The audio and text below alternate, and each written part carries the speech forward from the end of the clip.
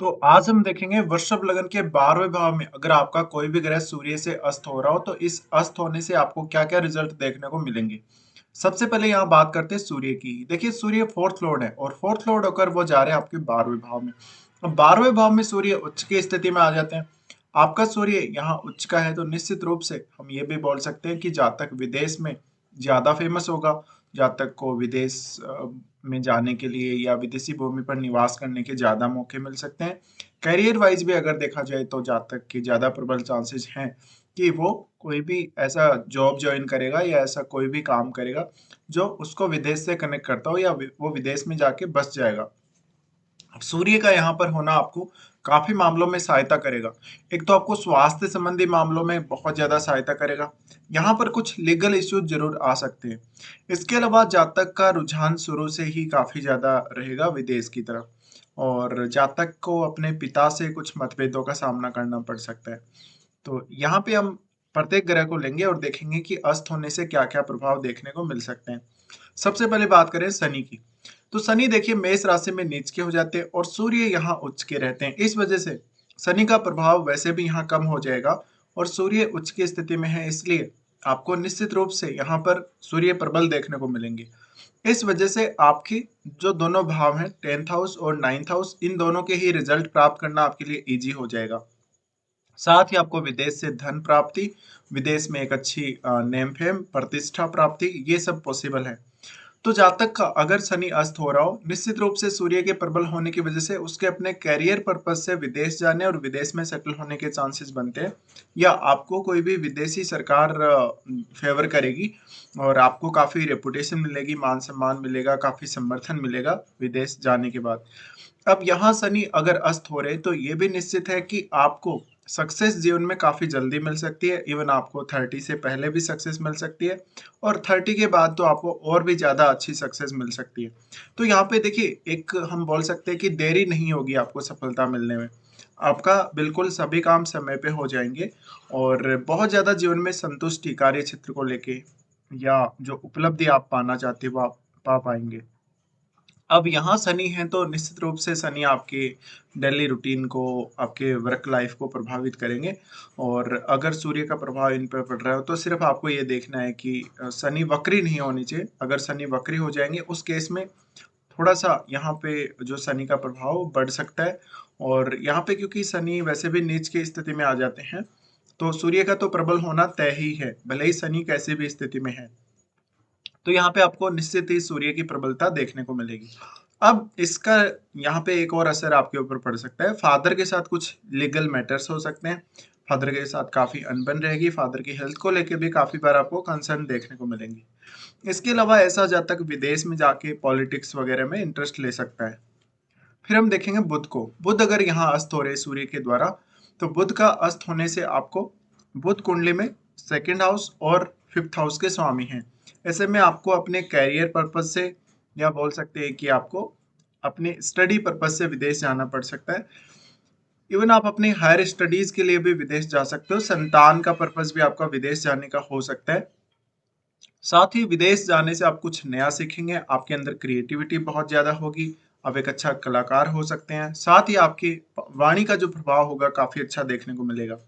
तो यहाँ पे जो बुध हैं, बुध अगर अस्त हो जाते हैं इस केस में थोड़ा सा धन को लेके आपको कभी कभी परेशानियां आ सकती हैं। आपको धन संबंधी समस्याओं का जीवन में सामना करना पड़ सकता है अक्सर, और आपके अनलिमिटेड खर्चे होने के चांसेस बन जाते हैं। इसके अलावा ये जो कंजक्शन बनेगा यहाँ जब बुध अस्त होगा तो इस वजह से आपको अपने डेली लाइफ को हैंडल करना आसान होगा। आपको अपने जो भी लोन वगैरह हैं आपके ऊपर, कर्जे हैं, उनको चुकाना आसान हो जाएगा। फिर हम देखेंगे यहाँ पर मंगल को। अगर मंगल यहाँ अस्त हो जाते हैं तो देखिए मंगल अपने खुद के ही घर में होंगे। भले ही सूर्य यहाँ उच्च के हों लेकिन फिर भी मंगल की पावर तो बढ़ेगी ही, क्योंकि मंगल अग्नि तत्व ग्रह है और सूर्य भी अग्नि तत्व ग्रह है। तो मंगल की पावर और ज्यादा बढ़ती हुई देखने को मिलेगी। ये जो आपको परेशानी लेकर आएगा वो आपके रिश्तों में परेशानी लेकर आएगा, जीवन साथी के साथ रिलेशनशिप में, या बोल सकते हैं आपको और भी जो आपके रिलेशनशिप हैं भाई बहनों के साथ, आपके रिश्तेदार पड़ोसी, उन सब से दिक्कतें पैदा करेगा। फिर आपका क्योंकि 12वें घर का ही स्वामी है मंगल, तो इस वजह से एक क्लियर इंसाइट आपको देखने को मिलेगा। यानी आध्यात्मिक मामलों में या बहुत ही स्पिरिचुअलिटी की तरफ आपको ये कंजक्शन लेकर जा सकता है। साथ ही साथ आपकी लाइफ में मैरिज के बाद एक बड़ा परिवर्तन देखने को मिल सकता है। मंगल जब भी सूर्य के द्वारा अस्त हो गया है, इसका मतलब जीवन साथी के साथ काफी ज्यादा फाइट और आपका जीवन साथी काफी डोमिनेटिंग आपको देखने को मिल सकता है। वो किसी बड़े पद पे हो सकता है, कोई बहुत बड़ा प्रशासनिक अधिकारी हो सकता है, कोई बहुत बड़ा वो लीडर हो सकता है। फिर हम यहाँ पर अगर इन दोनों को देखें तो मंगल अगर अस्त हो रहा है तो जातक को हेल्थ इश्यूज उतने नहीं होंगे जातक को, और जातक विदेश में भी कोई प्रॉपर्टी वगैरह खरीद सकता है। कभी कभी जातक को प्रॉपर्टी जैसे मामलों में लीगल इश्यूज का सामना करना पड़ेगा। इसके अलावा जातक को किसी भी प्रकार का रोग या किसी भी प्रकार की अन्य समस्या होने के कम ही चांसेस हैं। हाँ, जातक को आंखों से जुड़ी हुई समस्या जरूर रह सकती है और जातक काफी ज्यादा गुस्से वाला हो सकता है। फिर हम देखेंगे यहाँ पर बृहस्पति को। अगर बृहस्पति आपका सूर्य के द्वारा अस्त हो रहा है तो बृहस्पति की पावर भी यहाँ इंक्रीज होते हुए दिखेगी आपको। तो यहाँ पे आपको फाइनेंशियल इश्यूज का ज्यादा सामना करना पड़ सकता है, आपके रिलेशनशिप वाइज प्रॉब्लम्स आ सकती हैं, आपको बहुत ज्यादा स्पिरिचुअलिटी की तरफ, आध्यात्मिकता की तरफ ये कंजक्शन लेकर जाएगा। और बृहस्पति अस्त हो रहे हैं तो आप अपनी संतान और एजुकेशन, दो मुख्य रूप से सबसे बड़े ऐसे कार्य हैं जिनके लिए आप विदेश जा सकते हो, विदेश में सेटल हो सकते हो। साथ ही जहाँ तक कोई भी स्पिरिचुअल कार्य के लिए या कोई भी अकल्ट या रिसर्च से रिलेटेड कार्य के लिए विदेश जा सकते हैं।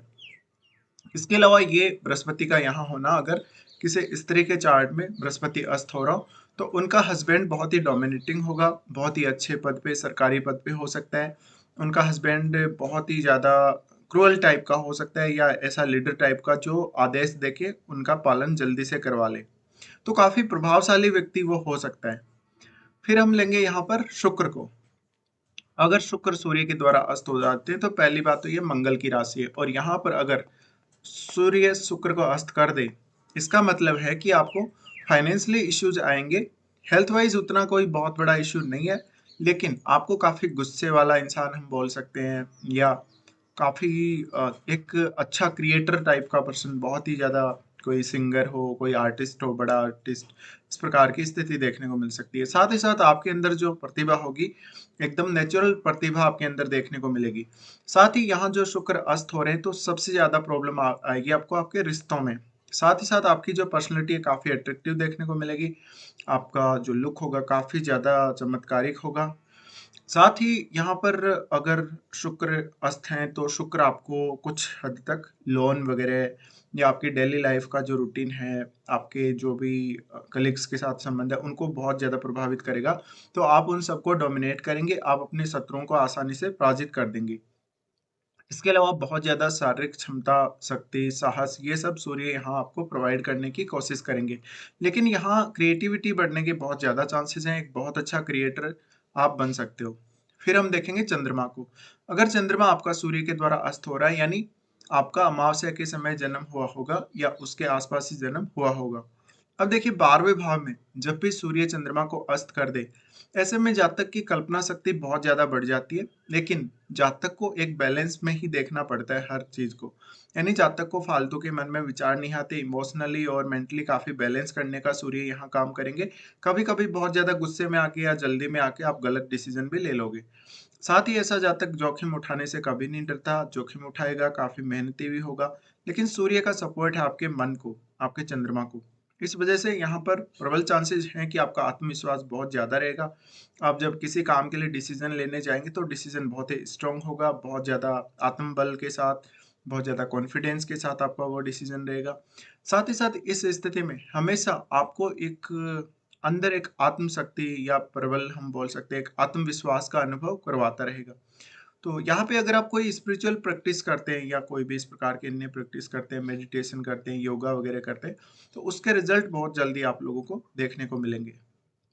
तो ये कुछ रिजल्ट्स रहेंगे जब इनमें से विभिन्न ग्रह आपके 12वें भाव में सूर्य के द्वारा अस्त हों। फिलहाल वीडियो देखने के लिए धन्यवाद।